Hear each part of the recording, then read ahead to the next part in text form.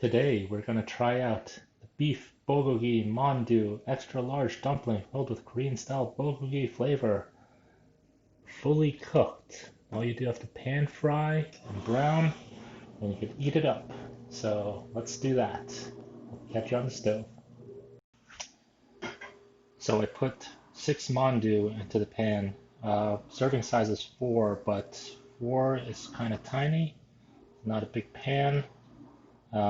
So I'm a pretty big dude, so I put 6 in there. Let's go check out the nutritional facts.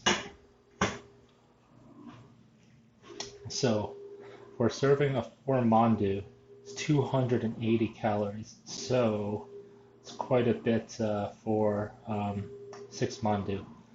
Um, take it for what it is. I probably would have 6 to 8 for a meal, but if you could get by with 4, good for you. Sodium's pretty high. 4 Mandu, 660 milligrams, which is 28% of your daily value. Carbs, 34 grams, so it's not keto friendly.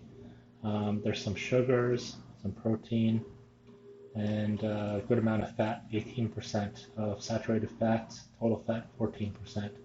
So it's not the healthiest, but you're eating pretty much pre-fried dumplings, so it is what it is. In terms of ingredients, in terms of ingredients, beef is the number one ingredient. That's good.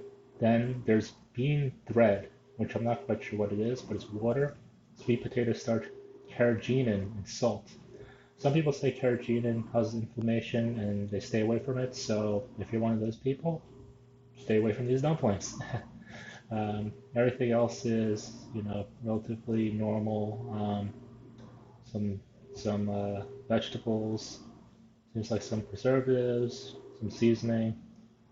Uh, Nothing too crazy. Pretty much what you'd expect in the frozen dumplings, except for maybe the carrageenan. But take it for what it is. Recommended heating instructions are to put a good amount of oil, 3 tablespoons of oil into a nonstick pan. I use less. Put the frozen mandu into the pan and heat for 8 minutes, turning every 2 to 3 minutes and making sure all the sides are golden brown. So there's pretty much 3 sides, and I'm coming up on my first 3 minutes, and we'll flip and go from there. Side number 1, after 3 minutes, got a little bit brown. That was medium flame. It's a Samsung stove, so largest burner, medium flame was the first side. I turned it down to medium low, in between medium and low for the second side because it's starting to smoke a little bit.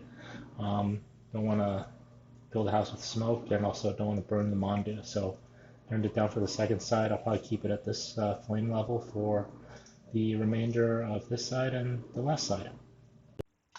So medium low probably was a little bit too high actually, and the pan filled with smoke. I burnt a little bit of the third side. I'm cooking the first side again just to get a little bit more color. The first bottom side that I tried, turned it down even lower so the flame's barely on. It's close to low as possible, and just gonna cook it for another minute or two on this side and give it a try. So it's been heated through, hot on the outside, warm on the inside, and just took my first bite. It's pretty good, salty, a little bit spicy, um, and a little bit garlicky, but not too much. Not too much bulgogi flavor, like a strongly flavored dumpling. It's pretty good. Meat's decent quality, uniform, and it's in a ball, so it's not like a sheet where you'd expect, the restaurant bulgogi to be, where if you ever got it, it's like little pieces. There's some vegetables mixed throughout, as you can see, some green, some orange, and all in all, it's a good dumpling.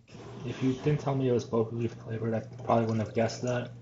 Um, and as a dumpling, I'd definitely buy it again. If you're looking to have that bulgogi restaurant flavor inside a dumpling, I'd probably say don't get your hopes too high. Just it's a juicy, juicy dumpling. Um, It's not a soup dumpling, but the meat isn't dry at all. It's not tightly packed, so it's pretty light. But it's a good dumpling. I would buy it again. Just call them dumplings. Wouldn't say anything about bulgogi if I was gonna serve it up.